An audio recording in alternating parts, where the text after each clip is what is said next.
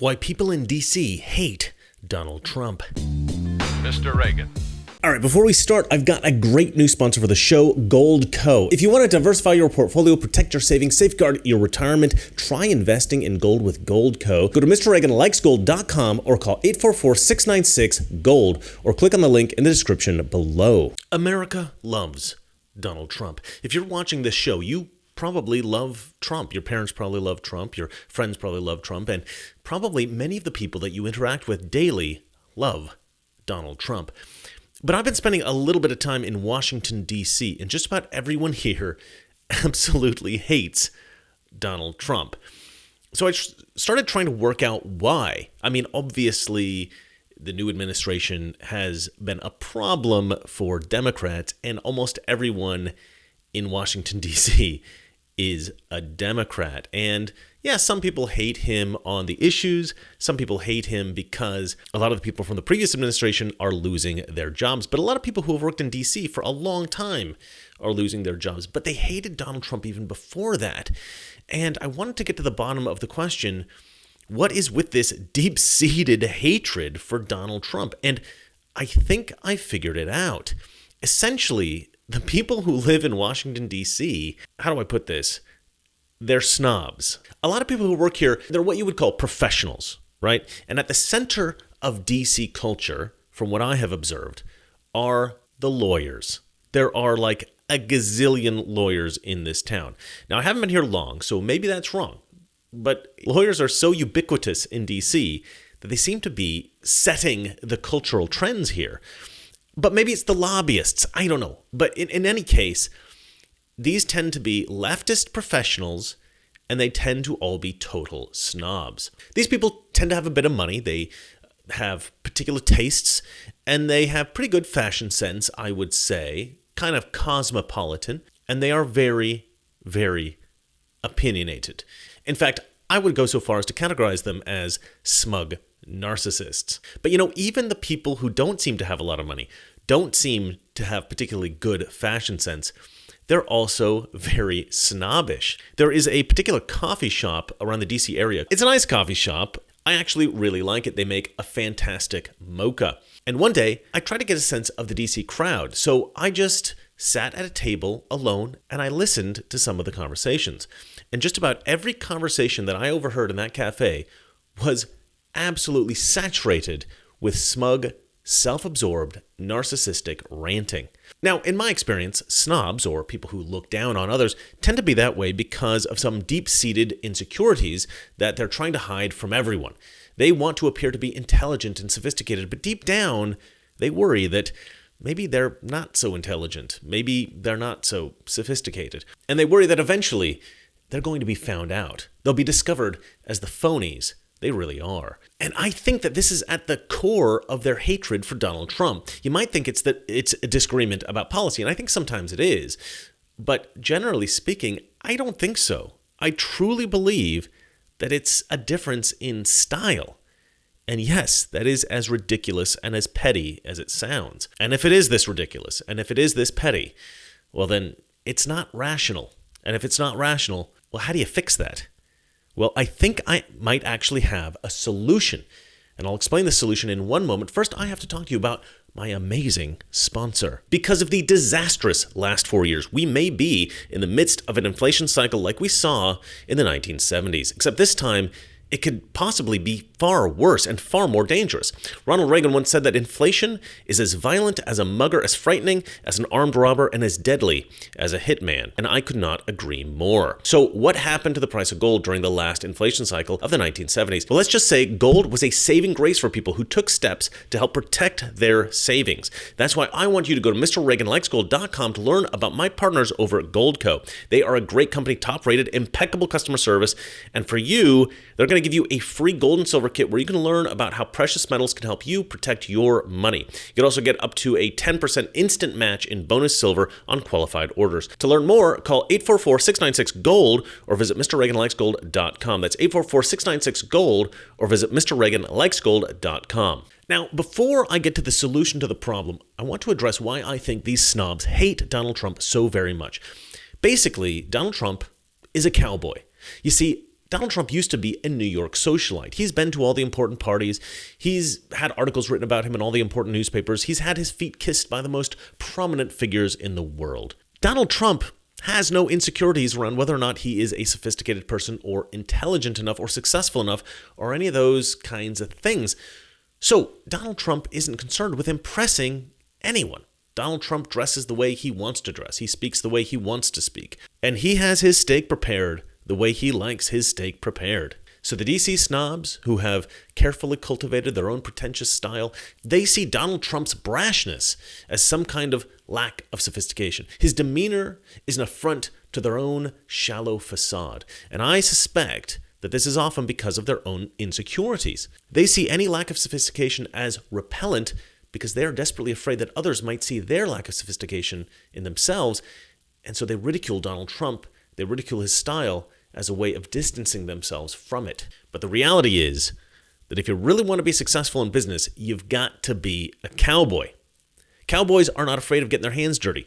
They are rough, they are tough, and they get the job done. If there's a problem that needs to be solved, they go out and they fix it.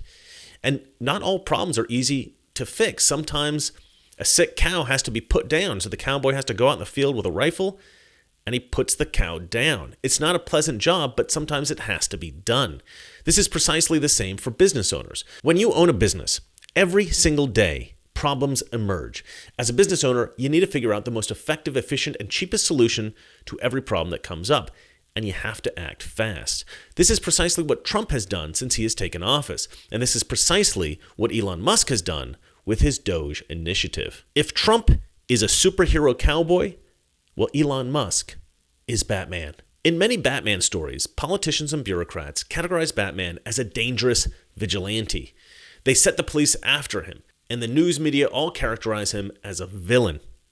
This is exactly what's happening now with Elon Musk. The fact that not every single American is currently behind Donald Trump and Elon Musk for exposing and eviscerating the massive fraud and corruption in Washington, D.C., is a shocking testament to the power of the leftist media propaganda in America. And so we have a problem because no matter how great Donald Trump is, there is a significant portion of America, around 50%, who still absolutely hate him. And so the problem is not really the DC snobs. The problem is all of those ordinary Americans who listen to them. Many ordinary Democrat voters, much like the DC snobs, they care more about image than they do about substance. If a reporter is professional and he speaks well, but he riddles off nothing but lies, a conservative will dismiss the reporter as a charlatan. If, on the other hand, they see a shabby YouTuber recording their perspective on a camera on their phone with a dirty lens and poor quality audio, but what they're saying is brilliant, the conservative will immediately love this YouTuber. A typical Democrat voter, on the other hand, will greedily consume everything that the highly polished charlatan reporter has to say, and they will utterly reject the shabby YouTuber.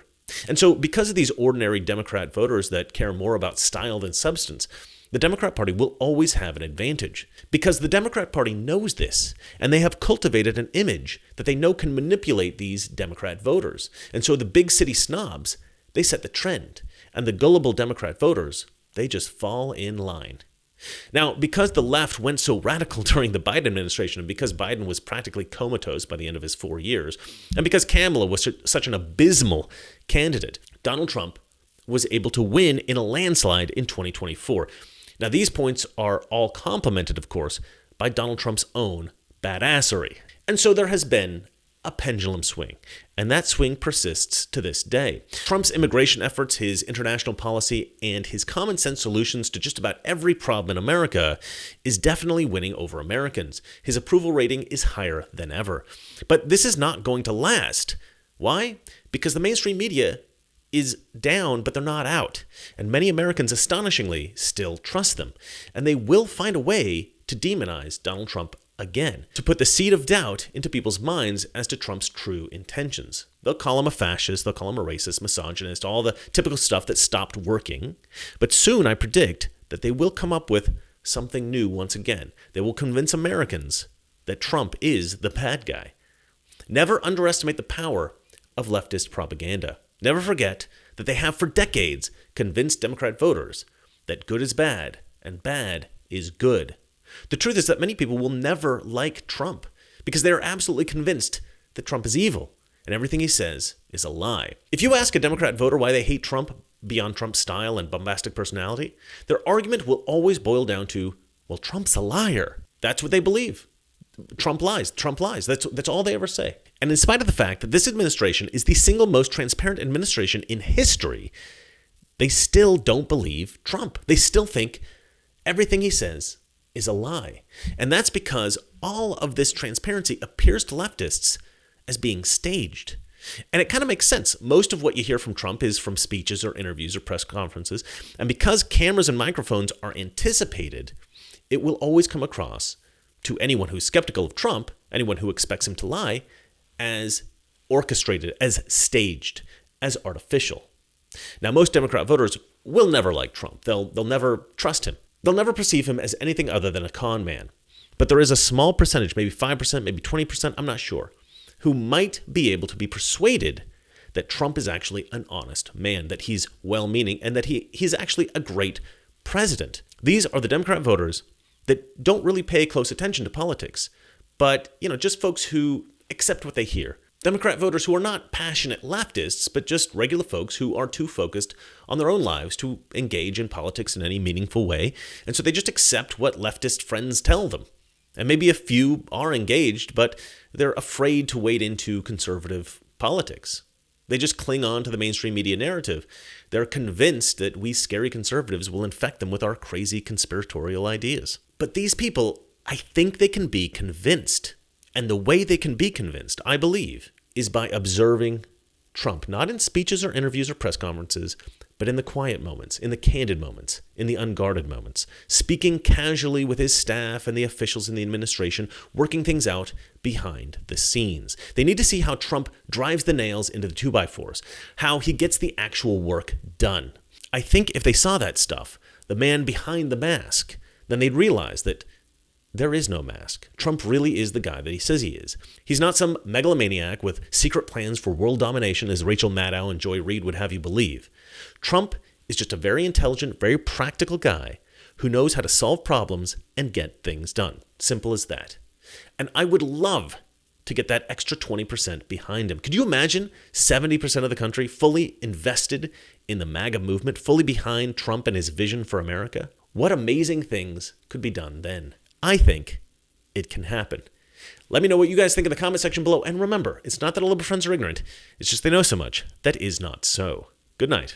We're at war with the most dangerous enemy that has ever faced mankind in his long climb from the swamp to the stars. And it's been said if we lose that war, and in so doing lose this way of freedom of ours, history will record with the greatest astonishment that those who had the most to lose did the least to prevent its happening. If we lose freedom here, there's no place to escape to. This is the last stand on earth.